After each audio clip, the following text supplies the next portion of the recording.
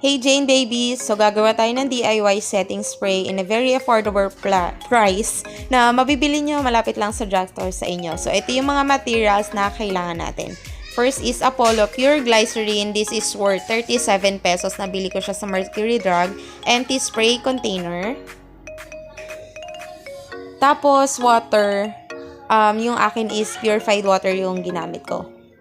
So, first step is sa inyong empty spray container, maglagay kayo ng pure glycerin. Siguro mga half spoon lang or sa akin kasi 1/4 no amount ng glycerin yung nilagay ko sa aking empty spray container.